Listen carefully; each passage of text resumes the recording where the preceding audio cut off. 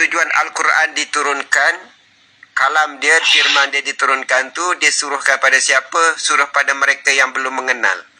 Surah Toha ayat 14 tu suruh mereka yang belum mengenal, dia nak menyatakan dia, sembahlah aku, dirikanlah solat, ingatlah aku. Untuk mereka yang belum mengenal. Kalau dah mengenal, tidak ada lagi lah nak menyembah aku.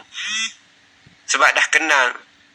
Maknanya, aku yang berbuat untuk diriku sendiri. Aku ingatkan kepada tajaliku. Dia mentajalikan dari dirinya, dia mentajalikan. Jadi dia mentajalikan makhluk tu, dia nak suruh makhluk tu, apa yang dia tajali tu, mengenal siapa pentajalinya, siapa punca dia, siapa yang menjadikan dia, ataupun mencipta dia, ataupun menzahirkan dia, atau mentajalikan kenyataan dia tu. Dia nak kenyataan dia tu mengenal bahawa dirinya sendiri. Itu dia beritahu pada kenyataannya. Supaya tidak tersesat, supaya tidak kata orang syirik. Masa tu dalam surah Al-Fatihah tu dia kata, iyyaka na'budu wa iyyaka nasta'in. Engkau yang sembah, kami minta pertolongan, itu aku kepada engkau, engkau daripada aku, kan? Dia nak siapa yang mengenal. Betul bagi kata ihdinas siratal mustaqim, selain jalan yang lurus. Kalau syariat, tali hakikatnya, engkau adalah tak lain daripada yang membawa rahsiaku. Dirimu tak lain daripada menyimpan rahsiaku. Dia nak kenal. Siapa yang mengenal, dah tidak ada lagi perkataan menyembah. Atau dulu tu saya masih ingat, kita ini harus mengenal dulu baru beragama. Jangan beragama dulu tapi tak kenal. Agama tu buatan makhluk. Tapi mengenal tu ada daripada Allah.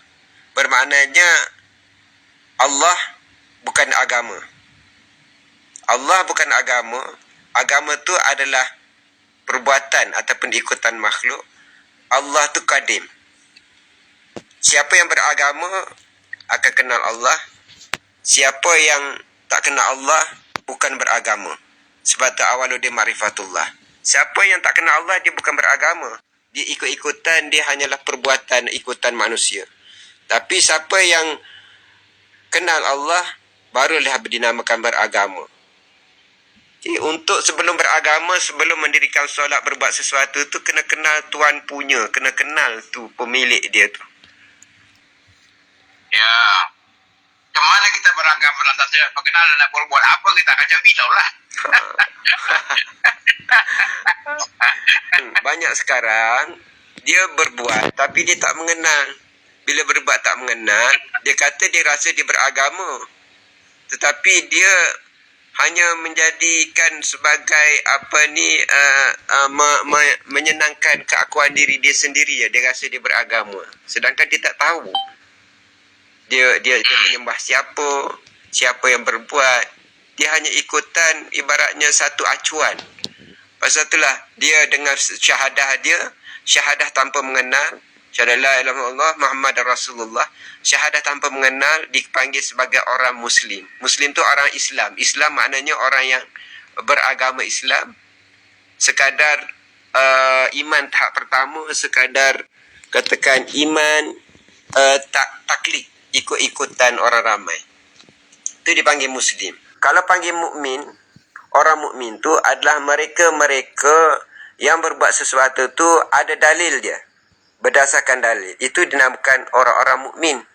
Okey, satu lagi orang-orang muhsin. Orang-orang muhsin tu adalah disebut muhsin tu adalah mereka-mereka yang berbuat sesuatu. Dia ada dalil dia ada nafs dia ada dasar dia. Al-Quran dan hadis, dia boleh tunjuk, dia boleh rujuk dekat mana, dia boleh sebut di mana. Ayat berapa, di mana, hadis siapa, hadis sahih, hadis sanad ke, hadis hasan ke, hadis daif, hadis maudhu' ke, ataupun ayat Al-Quran makiyah ke, ataupun ayat mutasyabihah ke, dia faham, dia boleh ambil